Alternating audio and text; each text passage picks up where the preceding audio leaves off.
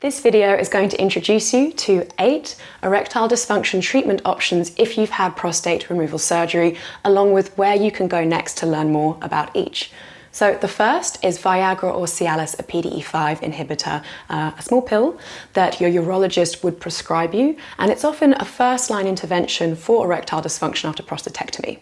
There are 3 must-knows that you must know in order to understand how this intervention will work in your case. So keep in mind that most men do not experience a full physical response from these pills for quite a while after surgery, and this video here is the one to watch in order to understand why that is and what you can do about that. So your second treatment intervention could be a vacuum erection device. So this one here is the VacuRect. It comes with a 10-ring constriction system, which is very important if you want to maintain the erection. But a vacuum device can be used as a daily rehabilitation device, sort of like doing a penis push-up, taking you downstairs to the gym in order to keep the penile tissue oxygenated, keep it stretched, make sure you're avoiding shrinkage, just keeping everything in a really good condition, penile tissue-wise, as the nerves around the prostate are in that state of healing known as neuropraxia. So your third option is to consider lifestyle. So there are lifestyle factors that are well within your control, and I don't think we talk about this one enough as an intervention. A lot of men ask for the natural treatment options. The most natural one is to focus on how you can optimize your diet, optimize your exercise. There's lots of research how cardiovascular exercise in particular really helps erection health and erectile dysfunction, improving it.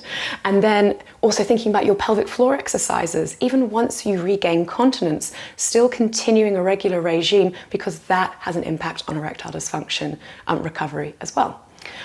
So your fourth one to consider would be trying out a penile injection. This is intracavernosal injection therapy, and if you wanted to go down this route, highly recommend you talk to a urology nurse practitioner or your urologist to make sure you get that proper training on how to do the technique. But a lot of men find this very successful once, of course, you get past the fear of the needle. It's very normal to hear this option and think there's no way I'm going to do that. That's a needle in my penis. No, thank you.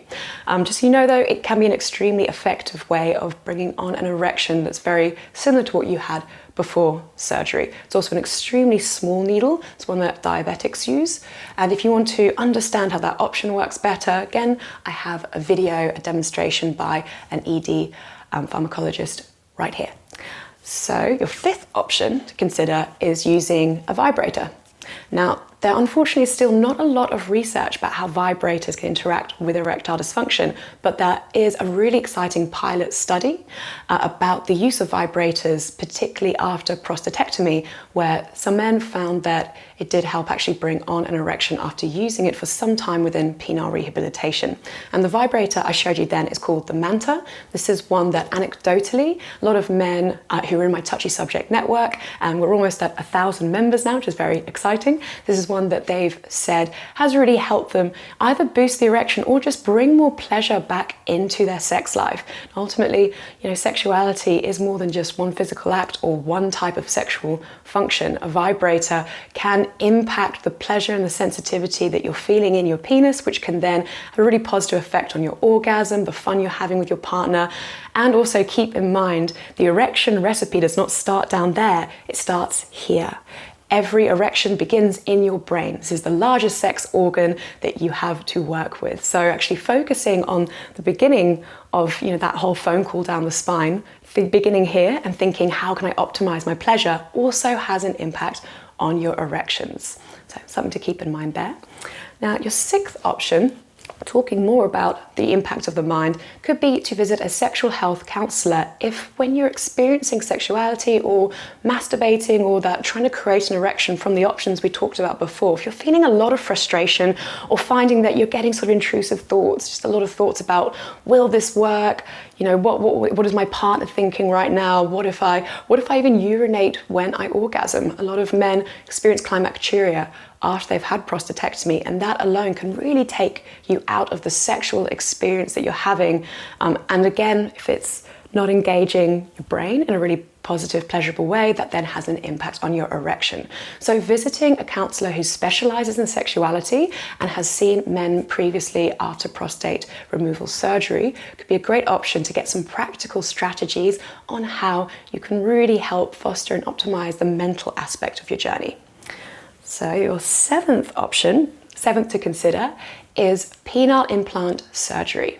So this is a surgical intervention where a prosthesis, a prosthetic device, is put into the penis, and it means that you can create an erection whenever you want using a pump. There's lots of different types of penile implants. You'd have to look into all the different ones available to you. But it would have a small pump device that when you pushed would create the erection. And I know it almost sounds sort of almost quite magical. Do keep in mind it's more surgery that you would go through for this, and it's different parts of your journey that you might consider these different interventions. But I think it's great for you to know that that is an option on the menu. Even if you feel like nothing that we've talked about so far is working, and say you're many years after prostatectomy and you just want the erection back, penile implant may be a great option for you. Now I have a pros and cons article that was written by a member of my Touchy Subject Network. He generously donated this article talking about his experience of penile implant and the pros and cons that he's found after getting that. And that's in the description box below, along with all those other videos that we've talked about so far. Now your eighth option is more of a collection of options, just novel techniques to erectile dysfunction. And I'm still doing research actually on all the novel techniques that are coming out. I think when you're doing your own research on erectile dysfunction treatment options, it's really important that you make sure that the studies they've done on those options have used participants who have the same cause of erectile dysfunction that you do. So after prostatectomy, most men are dealing with neurogenic erectile dysfunction, which is where those nerves surrounding the prostate that were either spared or removed during surgery are offline, they are damaged or traumatized, and it can take up to 2 years or even longer to know if they're going to come online, what has been spared, what starts to work again.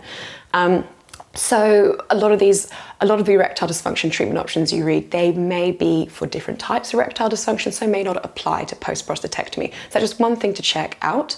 There's one treatment option that I recently made a video of, an interview that I did with Professor Declan Murphy talking about nerve grafting technique surgery. It's a very exciting novel technique coming out of Melbourne, and so far pilot studies have shown it's very successful for men post-prostatectomy. So it's important you still keep an open mind. New treatments are being made available all the time, and I endeavour with this channel to keep you informed of all the latest ones. So there you have it. We've got 8 options that you can consider, that you can talk about with your healthcare team, with your urologist. And like I mentioned earlier, you can explore all of these one at a time or at different points in your journey. And it is so important you keep that dialogue going with your urologist, your healthcare team, on what might be appropriate for you at different times. And I hope you've enjoyed this video. Thank you very much for watching. I would love it if you would like the video, subscribe to the channel. This is the best possible way of supporting the channel going forward. And if you want any more information on those options discussed, again, the description box below will give you further information. Thanks again for watching. Bye.